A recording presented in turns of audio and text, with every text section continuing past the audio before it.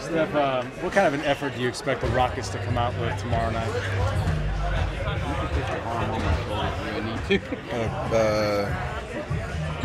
I mean, strong with the heavy punch like they did the first game. I mean, every game is a different opportunity, and the score is 0-0, so we have to do what we did game one even better, be more sharp.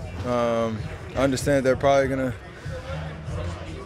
make some adjustments that hopefully we'll be able to adapt to pretty quickly, but really it comes down to just how we respond after a big game one win and how we start the game and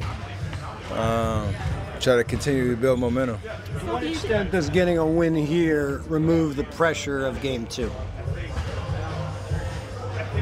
I mean, honestly, we turned the page. I mean, we came in only thinking about game one because that was the only game in front of us. It sounds cliche, but the true championship mentality, caliber teams, they think like that. You have 48 minutes to take care of business, understand what we did well, understand what we can do better. Game two's the same mentality. It's 48 minutes in front of us, so I don't think there's a larger context to what that means for the series. If we get a win, it's just about playing well, getting a win tomorrow night because that's the game that's in front of us. Do you think because of your past championships and all of the confidence that you guys have built up over the years that you were maybe able to really enjoy last night in a way that maybe other teams aren't able to in the same situation? I think more so this is our first, yesterday was our first experience starting on the road in a very long time, and so it created a different challenge and a different level of focus that we needed to have to come in and get a win in game one. You kind of get spoiled and used to starting at Oracle every series and understand what the home crowd's going to be like and all that, and so for us to play the way we did, withstand 2 or 3 pretty serious runs that they made, and end up getting that win. That was big, and I think we can feed off of that momentum carrying over to game two. You mentioned the Rockets making adjustments. What specifically are you expecting to see? I mean, I'm sure defensively they'll try some different things to try to get us out of certain sets, but offensively, I mean, we do know the ball is going to be in James and Chris's hands a lot because that's what they're really good at, and that's what they do, and they've been really successful at it. But you got to expect certain kinks and ATOs and things that'll try to get some of the other guys some shots. But for the most part, at this stage in the season, and you've established an identity, and I think that's true for us. It's true for them, and it's just a matter of who can execute better, and that's what it comes down to win a playoff series.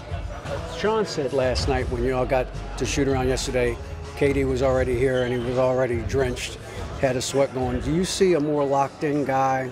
Don't let K fool you. He does that all year. He's always locked in. He's always working. We all have our different ways of doing it. K is a hard worker. Success is no accident. That's what they say, right? There's a reason why he is who he is and why he plays the way he does. And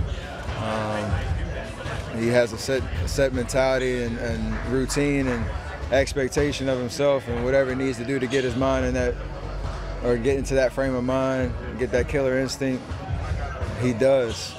What Sean said yesterday, what we noticed, is kind of another chapter in that. What does that look like in terms of on the floor? Yesterday you said you guys need to be greedy tomorrow. What does that look like in terms of on the floor? What do you guys need to do or not? Just not getting comfortable or complacent. I mean, we played a really good game yesterday. They played solid. James had an amazing night. Try to make it tough on them. You got to expect them to do the same. But for us, getting greedy means playing another great 48 minutes and having an expectation that we can come out of here with 2 wins.